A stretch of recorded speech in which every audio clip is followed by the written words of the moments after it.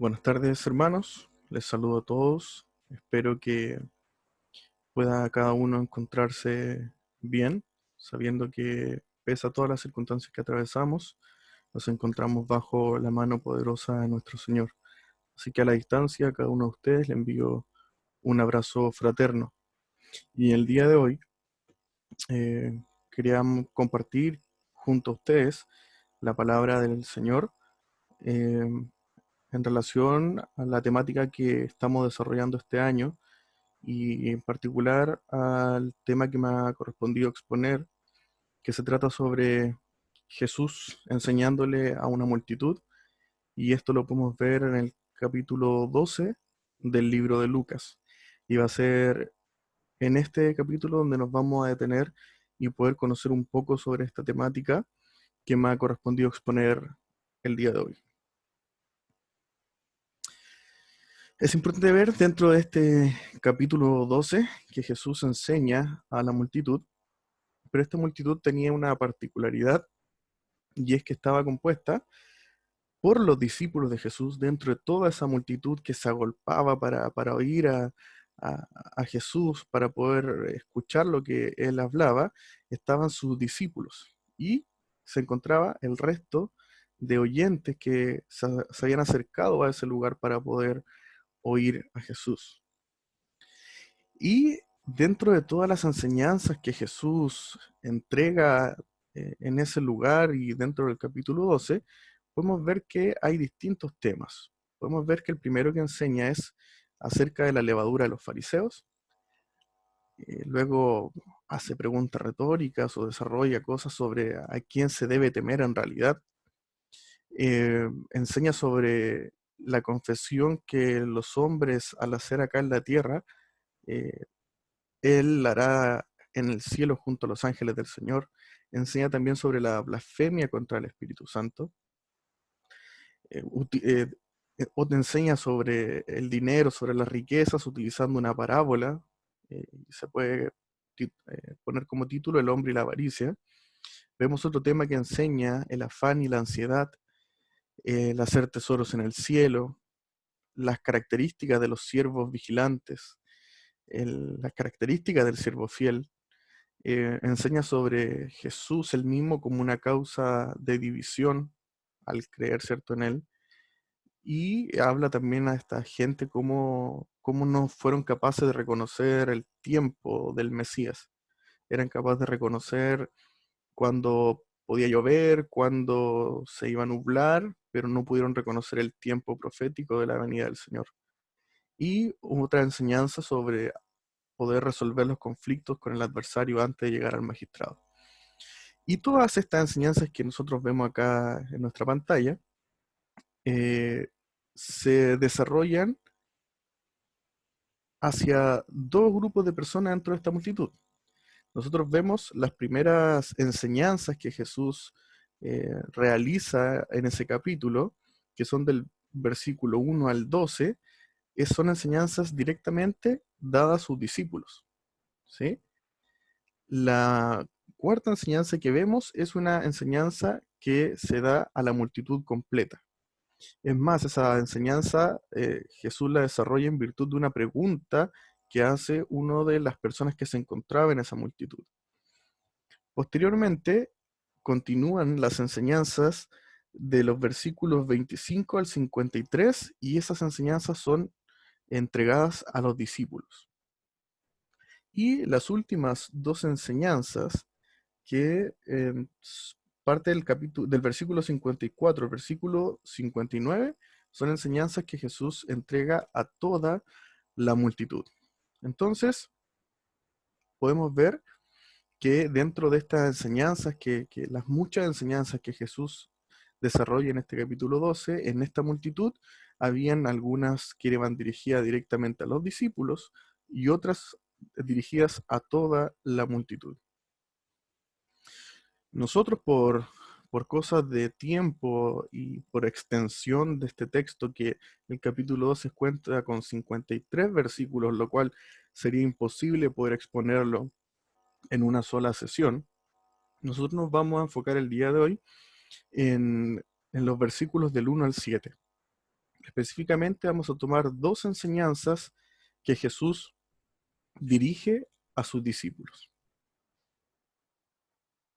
Y vamos a comenzar la lectura bíblica de Lucas 2, versículos 1, 2 y 3, para que todos lo podamos leer. Dice, en esto, juntándose por millares la multitud, tanto que unos a otros se atropellaban, comenzó a decir a sus discípulos primeramente, guardaos de la levadura de los fariseos, que es la hipocresía, porque nada hay encubierto que no haya de descubrirse, ni oculto que no haya de saberse. Por tanto, todo lo que habéis dicho en tinieblas, a la luz se oirá, y lo que habéis hablado al oído en los aposentos, se proclamará en las azoteas. ¿Sí? Vamos a ir revisando por porciones estos versículos que hemos leído a continuación, y vamos a ver en el versículo 1, ¿cierto? Que como comentaba inicialmente, había un millar de multitud, dice acá el texto bíblico, es decir, había mucha gente que se hacía incontable, y de tal manera esa gente que se atropellaban unos a otros, ¿cierto? Y comienza a Jesús a sus enseñanzas, como dice el texto, primeramente, ¿cierto?, a sus discípulos. Y la primera enseñanza que le entrega a sus discípulos es, guárdense de la levadura de los fariseos. ¿Y cuál era esta levadura a la cual Jesús se refería de los fariseos? Era la hipocresía. Jesús, hallándose delante de una inmensa multitud, comenzó a enseñar, y en primer lugar se dirige a sus discípulos diciéndole que se guarden de la levadura de los fariseos, que es la hipocresía. La imagen que utiliza Jesús es una imagen común para la gente, la cual consistía en la tradición de la elaboración del pan. La levadura, en términos simples, genera un efecto en la masa que termina por alterar su volumen, ¿cierto? Quienes sabemos muy poco de elaboración con masas o pan, sabemos que la levadura cumple una función que se mezcla con la masa, con la harina, con el agua, y al dejarla un momento, un tiempo, esta masa comienza a fermentar, ¿cierto? La masa comienza a leudarse, y esta puede alcanzar un volumen mayor al inicial, ¿cierto? Y esta levadura, la que advierte Jesús, es la hipocresía. Para poder conocer un poco sobre esta palabra hipocresía y la palabra hipócrita como tal, ¿cierto? Esta palabra empezó significando alguien que contesta. Así es que hipocresía quería decir originalmente contestación. En un principio, esta palabra se refería al fluir ordinario de preguntas y respuestas en una conversación o diálogo, y luego se usó para referirse al diálogo de una comedia, y de ahí pasó a significar hacer un papel. El hipócrita no es una persona genuina, sino alguien que está representando a un personaje. De ahí que lleva consigo la idea de insinceridad. ¿Sí? Podemos entender entonces la hipocresía como el fingimiento de cualidades o sentimientos contrarios a los que verdaderamente se tienen o se experimentan. ¿Sí? Jesús entonces está dando una advertencia a sus discípulos contra la hipocresía, contra esta actitud, contra este comportamiento de fingimiento de cualidades, de fingir externamente cosas, sabiendo que internamente o en lo secreto no es así como ellos verdaderamente son. Presentan una conducta externa que internamente o en secreto no es equivalente. Y esta es la primera enseñanza que Jesús les entrega a sus discípulos. Guárdense, cuídense, aléjense de esta levadura de los fariseos, que es la hipocresía. En los versículos 2 y 3, Jesús continúa a propósito de esta la hipocresía diciendo, porque nada hay encubierto que no haya de descubrirse, ni oculto que no haya de saberse. Por tanto, todo lo que habéis dicho en tinieblas, a la luz oirá, y todo lo que habéis hablado al oído en los aposentos, se proclamará en las azoteas. Es importante en relación a lo que el texto bíblico nos enseña, es saber que en primer lugar debemos saber que nada está encubierto delante de Dios.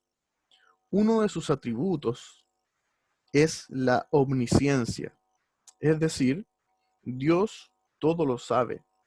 Por lo tanto, Jesús les aclara que nada de lo que estas personas hacen queda y quedará sin descubrirse. Ni nada queda ni quedará oculto, sino que todo lo sabe Dios. Y todo esto será público un día. ¿En qué momento será todo comportamiento del hombre será público? Y este día es el día del juicio final. Tarde o temprano, la hipocresía queda al descubierto y recibe su paga. Acá podemos ver entonces que ya el texto bíblico, ¿cierto?, nos muestra también del propio Dios, de sus propios atributos. Nada hay encubierto delante de Dios. Dios todo lo sabe. Si nosotros nos remontamos a pasajes del Antiguo Testamento, específicamente esta narración, esta narrativa de David cuando codicia a una mujer, ¿cierto? Y esta mujer estaba casada con un soldado de Israel, y David planifica, ¿cierto? Internamente de tal manera de enviar al esposo de esta mujer al campo y situarlo en la primera línea de combate, donde las probabilidades de morir aumentan considerablemente. Finalmente esta persona muere y David tiene un encuentro sexual junto a esta mujer, ¿cierto? Y pasan los días, pasan los tiempos y le visita el profeta Natán. Y comienza, ¿cierto?, mediante un tipo de parábola hablándole a David. Y dentro de la conclusión de la parábola, Natán le dice, mira, ese hombre que hizo tal mal, en este caso utilizando algunos animales como ejemplo de esta parábola, le dice, ese hombre malvado eres tú. Y en ese momento David cae en tierra y comienza a confesar su pecado. Aquí nos viene la pregunta, ¿alguien fue y le dijo al profeta lo que David había planificado intelectualmente e interiormente? No tenemos ningún registro de que alguien sabía el plan de David, ni que alguien haya ido a contarle al profeta tal o cual cosa, sino que acá podemos ver cómo la omnisciencia de Dios, que Dios todo lo sabe, envía al profeta, que era un portavoz de Dios, y le revela su pecado, demostrando que nada puede ser y nada queda oculto delante de nuestro Señor. Seguimos avanzando en las enseñanzas que Jesús le da a sus discípulos, y aquí ya Jesús desarrolla una segunda enseñanza que como título, ¿cierto?, puede ser entonces, ¿a quién se debe temer? Lucas 12 al 4, o del 4 al 5 dice, más os digo, amigos míos, refiriéndose a los discípulos, no temáis a los que matan el cuerpo y después nada más pueden hacer, pero os enseñaré a quién debéis temer. Temed a aquel que, después de haber quitado la vida, tiene poder de echar en el infierno. Sí, os digo, a este temed. Acá nosotros podemos ver que solo un ser que conoce todos nuestros secretos debe ser temido. Por tanto, Jesús afirma que hemos de temer a aquel que tiene el poder de llevarnos al infierno, no a quienes solo pueden matar el cuerpo. Los discípulos no debían temer a sus enemigos, cuyo castigo solo podía ser físico y temporal. Más bien, ellos debían reverenciar a Dios, cuyo castigo es definitivo y de eternas consecuencias. También podemos ver que los enemigos del Evangelio no pueden causar un daño permanente, no pueden matar el alma. Matarnos en esta vida es definitivamente lo único que pueden hacer. Su poder para dañar a los hijos de Dios no va más lejos que esto. Por lo tanto, temamos reverencialmente y sublimemente a nuestro Dios, quien tiene el poder para salvarnos o condenarnos eternamente. A modo de historia y de poder hacer una conexión, ¿cierto? Esto con la vida cristiana que nosotros llevamos día a día y nuestros antepasados han llevado, cuenta la historia que al depositar el cuerpo en la tumba del reformador escocés John Knox, se dijo: aquí yace uno que tuvo tanto temor de Dios que nunca temió a ningún hombre. Podemos ver entonces que aquí Jesús le enseña a sus discípulos a que no teman al daño que el hombre les puede hacer, sino que por el contrario tengan temor exclusivo solo a Dios, que Dios es todopoderoso, creador del cielo y de la tierra, y que el poder que Él tiene es tan grande que puede salvar a un perdido como condenar a un perdido. Entonces este poder solo es exclusivo de Dios y es a Él a quien los discípulos debían temer, es a Él a quien debían darle reverencia suprema, porque los poderes de este mundo, porque los hombres de este mundo solamente pueden dañar temporalmente y corpóreamente a los discípulos, pero por sobre todo este poder está el poder de Dios. Avanzando en el texto, los versículos 6 y 7, y en la misma línea que Jesús viene desarrollando del temor a Dios, ¿cierto? Continúa y le dice: no se venden 5 pajarillos por 2 cuartos, con todo, ni uno de ellos está olvidado delante de Dios. Pues aún los cabellos de vuestra cabeza están todos contados. No temáis, pues más valéis vosotros que muchos pajarillos. Acá podemos ver cuando Jesús les enseña con un otro ejemplo cotidiano para ellos, cuando les dice: no se venden 5 pajarillos por 2 cuartos, ¿cierto? Esta práctica comercial a la que Jesús se refiere se explica de la siguiente manera. Una persona que estaba dispuesta a gastarse 2 cuartos, le daban 5 pajarillos en vez de 4, ¿sí? Es decir, que le daban uno de regalo, ¿sí? Gastaban ellos, yo iba a comprar estos pajarillos, ¿cierto? Por 2 cuartos me correspondían 4. Pero cuando yo compraba gastaba estos 2 cuartos, me daban uno de regalo, es decir, me iba con 5, venía con 5 para la casa. Es decir, estos pajarillos tenían muy poco valor a tal punto que podían regalarte uno más. Y Jesús, tomando este ejemplo, le dice así: con todo esto, sabiendo que tienen poco valor estos pajaritos, ni uno de ellos está olvidado delante de Dios, ¿cierto? Es decir, que ni siquiera ese quinto que te pueden regalar, que no tiene precio, aún así ese no está olvidado por Dios.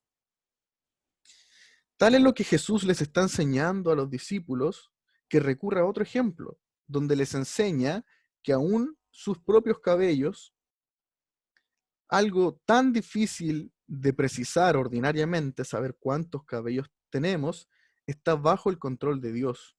Por lo tanto, sabiendo esto, Jesús les dice: no teman, pues más valen ustedes que muchos pajarillos. ¿Cierto? Jesús les llama entonces a una confianza absoluta en Dios, a no atemorizarse, sino que saber que Dios es mayor que todo lo que puede acontecer en esta vida. ¿Sí? Si nosotros recapitulamos un poco, entonces podemos ver que hemos tomado solamente 2 enseñanzas principales de Jesús, que podemos encontrar una de los versículos del 1 al 3, que son advertencias en contra de la hipocresía, de vivir una vida ajena a lo que expresamos. Y por otro lado, Jesús nos enseña a quién debemos temer, ¿cierto? Y podemos aquí ir concluyendo que Jesús nos enseña a temer no a los hombres, que si bien pueden tener algún efecto sobre nuestras vidas, sino que debemos temer solo a Dios, ¿cierto? Y al saber que podemos temer solo a Dios, sabemos también que tenemos seguridad en sus manos, ¿cierto? Que Él tiene control absoluto de todas las cosas, y aún de aquello que puede parecer tan insignificante como un pequeño pajarillo, eh, no es olvidado delante de Dios. Y aún nosotros somos mucho más valiosos que estos pajarillos, ¿cierto? Ahora que hemos visto y poder haber comentado de una manera breve estos textos bíblicos, esta porción bíblica, vamos a ver qué podemos nosotros reflexionar, qué podemos nosotros aprender para nuestras vidas, dado que estas palabras Jesús, cierto, se las entrega a sus discípulos, pero también la palabra del Señor que permanece, cierto, para nosotros en nuestros tiempos y tiempos futuros, qué nos enseña el Señor a nosotros a través de esto que hemos leído. Vamos a ver algunas reflexiones y enseñanzas también para nosotros aplicadas. Vamos a ver algunas reflexiones.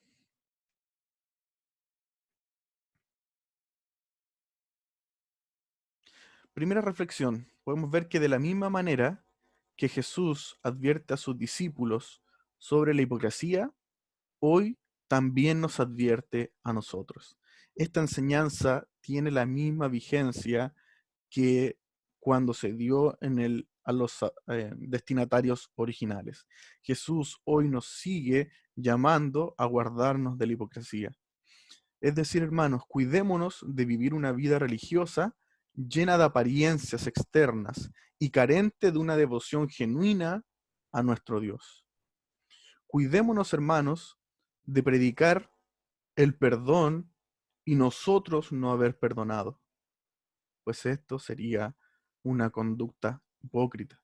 Externamente estoy diciendo, predicando sobre el perdón de Dios, sobre el perdón entre los hermanos, y yo no haber perdonado.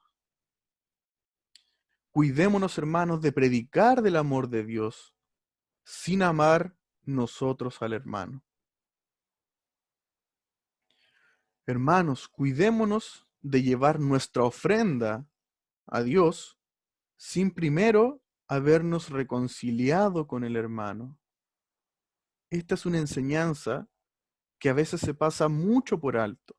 Tomamos como sagrado algo, ¿cierto? La ofrenda del Señor, entregar la ofrenda, aquello que pertenece al Señor, pero olvidamos un pasaje que nos enseña también que antes de entregar nuestra ofrenda, debemos primero, si tenemos algo con algún hermano, reconciliarnos primero antes de entregar esta ofrenda al Señor. Cuando nosotros llevamos una vida cristiana aún en el servicio habitual al Señor y seguimos haciendo todas aquellas responsabilidades que Dios nos ha entregado en la obra del Señor y seguimos haciendo todo esto como si nada, teniendo nosotros internamente alguna rencilla con alguno de nuestros hermanos, estamos actuando de una manera hipócrita porque no estamos siendo genuinos ni estamos obedeciendo internamente la palabra del Señor. Externamente podemos servir y pasar horas en el servicio con la iglesia y haciendo un montón de cosas externas, pero internamente, si tengo rencillas con algún hermano y no lo soluciono y hago como si nada y ofrendo y predico y canto y hago todo servicio para el Señor, estoy teniendo un comportamiento hipócrita, el cual el Señor nos enseña y nos advierte a alejarnos de ese comportamiento. Cuidémonos, hermanos, de exhortar a una vida santa a otros, sin primero nosotros esforzarnos en la gracia a vivir una vida santa. ¿Sí? Es como recordándonos los pasajes que Jesús también enseña diciéndole a los fariseos, ustedes atan cargas pesadas en los otros que ustedes mismos no son capaces de llevar. Es decir, ustedes le enseñan a otros que hagan tal y cual cosa dura y difícil, pero que ustedes mismos no son capaces ni siquiera de hacer porque saben que no pueden, ¿cierto? Para nosotros puede ser muy fácil decirle a otros, hermano, eso no es santo delante del Señor. Puede parecernos muy fácil eso, pero no nos parece a veces muy fácil primero predicarnos a nosotros y decirnos, ¿es santo aquello que estoy haciendo? a veces siempre, o sea, no a veces, frecuentemente tiende a ser más fácil mirar hacia el otro que primero mirarnos a nosotros mismos y ver cuánto pecado hay en nosotros y cambiar. Que Dios nos libre, hermanos, de predicar aquello que nosotros no vivimos, ¿sí? Predicar, enseñar, es algo que todos hacemos como hijos de Dios. No es necesario que tener que usar un púlpito para decir soy un predicador de la palabra. Todo cristiano es un predicador de la palabra del Señor. La Biblia, gracias a Dios, la tenemos disponible para todos. Por lo tanto, todos debemos predicar la palabra del Señor. Pero no olvidemos y no caigamos en comportamientos hipócritas cuando lo más fácil sea decirles a otros lo que deben hacer sin nosotros primero hacerlo. ¿Sí? No olvidemos que nosotros tenemos que rendir cuentas ante Dios. Nosotros vivimos para agradar a Dios, no para agradar a los hombres. Nosotros tenemos temor de Dios y no temor de los hombres. Si tenemos temor de los hombres y queremos agradar a los hombres, nos vamos a hacer esclavos de los hombres. Y no es aquello a lo que Dios nos llama. El Señor nos llama a vivir una vida santa y devota hacia Él, no buscar agradar a los hombres, no buscar hacer cosas para los hombres, sino que todo lo que nosotros hagamos es para gloria y honra de nuestro Señor. Por lo tanto, es a Él que le debemos una vida santa, es a Él que todo lo que hacemos lo hacemos con gratitud y en adoración para Él, no para buscar agradar a la gente.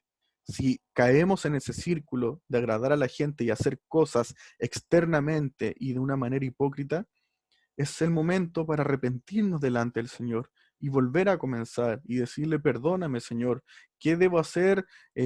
Tengo algo con algún hermano, voy y me reconcilio con el hermano. Tengo que enmendar algo, voy y enmiendo tal cosa. Eso es lo que el Señor espera de nosotros. No olvidemos que cada uno de nosotros vive para el Señor, no vive para el hombre, no vive para agradar a las personas. Vivimos para la gloria del Señor. ¿Qué otras reflexiones también podemos extraer de esta enseñanza de nuestro Señor? No olvidemos que delante de Dios nada se puede ocultar. Dios sabe todas las cosas de nosotros. Dios conoce hasta lo más profundo de nuestro ser. Por lo tanto, hermanos, entre nosotros nos podemos engañar, entre nosotros podemos hacer creer que nada pasa, que todo está bien, que nada en mi vida debe ser moldeado conforme a la imagen de Jesucristo. Entre nosotros podemos hacer eso, pero delante del Señor no podemos hacer eso.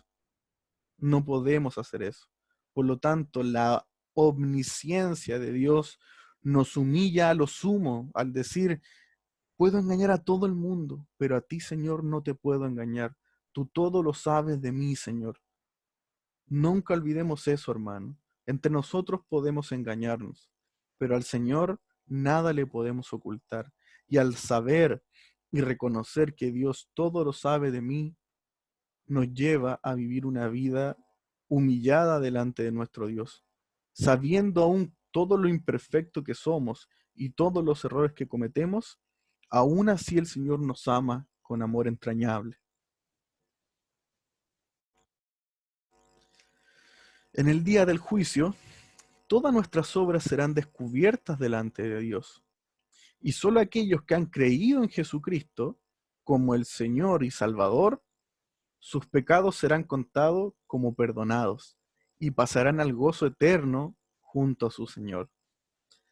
No debemos olvidar que aún nosotros como hijos de Dios, como cristianos, nuestras obras también estarán descubiertas delante de Dios.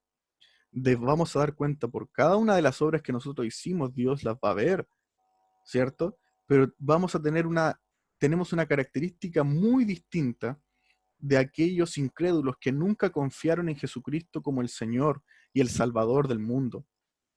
Aquellas personas que no creyeron en Jesucristo, sus pecados van a ser descubiertos y van a ser condenados a una eternidad lejos de Dios, el infierno.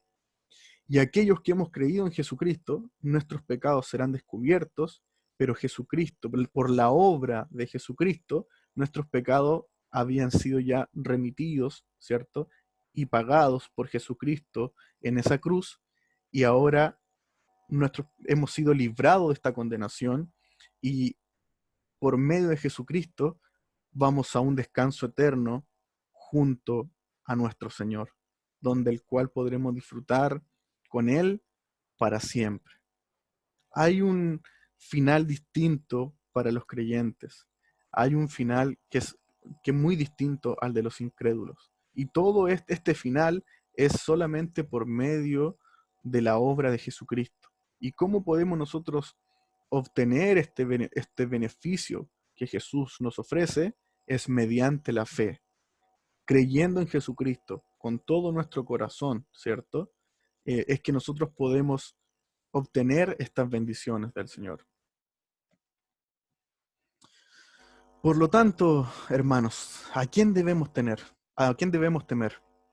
Solo a Dios, pues es Él, el Dios Todopoderoso, que controla todo el universo y tiene el poder para salvar o condenar al hombre. ¿A quién voy a temer entonces si solo hay un Dios y ese Dios es todopoderoso y controla todo lo que existe y solo Él tiene el poder para salvar o condenar al hombre? ¿A quién más voy a temer si solo Dios tiene el poder supremo? No olvidemos que en esta enseñanza de los pajarillos, ¿cierto? Y la cuenta que Dios tiene de los cabellos de cada uno de nosotros, no olvidemos que Dios tiene el cuidado de cada uno de nosotros. Nuestras vidas reposan en sus manos cálidas y amorosas. Por lo tanto, ¿qué más podemos pedir? Si el infinito Dios cuida de nosotros, ¿qué más necesitamos? Nunca olvidemos que cuando estamos en momentos de aflicción, de dolor, momentos que pueden venir por a veces consecuencias de nuestro propio pecado o por consecuencia del pecado de otros hacia nuestras vidas, o porque circunstancias que ocurren en la vida y que Dios nos permite experimentar, nunca olvidemos que pese a la situación dolorosa, nos encontramos en las manos de Dios. Él no nos abandona en ninguna situación ni circunstancia.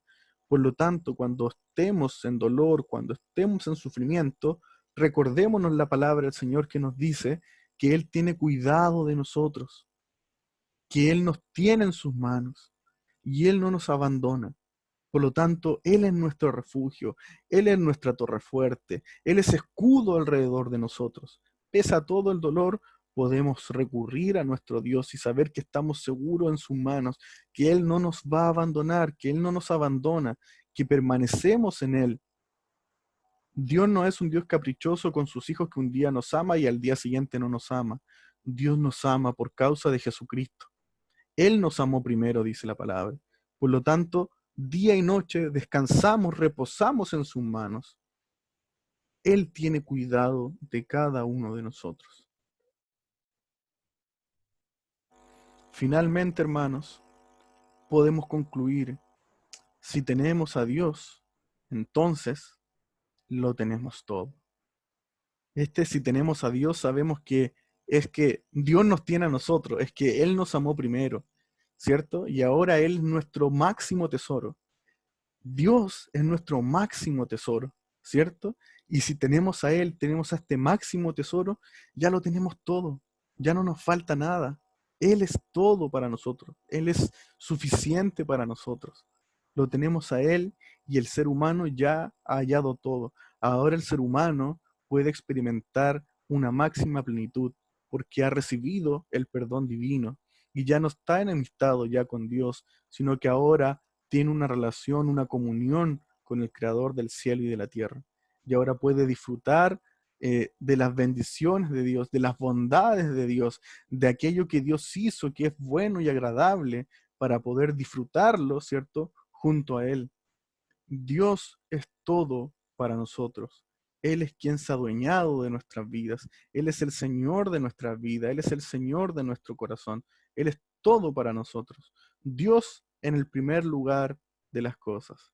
Luego amamos profundamente a nuestra familia, nuestras esposas, nuestros hijos, ¿cierto? Y luego todo lo que viene. Pero Dios es el centro de nuestras vidas. Eso, amados hermanos, es lo que el día de hoy quería compartir junto a ustedes, que no es otra cosa que la palabra de nuestro Señor y ver cómo esta palabra nos enseña hoy algo a nosotros. No vivamos como a nosotros creemos que debemos vivir, sino que cada día vivamos conforme a la palabra del Señor, que cada día nos podamos parecer un poco más a Jesús. Ese es el propósito de Dios para nuestras vidas, moldearnos, moldearnos de tal manera que podamos ser cada día más como Jesús. Así que eso, amados hermanos, espero que eh, el Señor les siga bendiciendo, que el Señor les siga sosteniendo, porque ciertamente así es. Y a la distancia les envío un abrazo fraterno. Que el Señor les bendiga y estaremos en contacto mediante WhatsApp o llamadas telefónicas. El Señor les bendiga.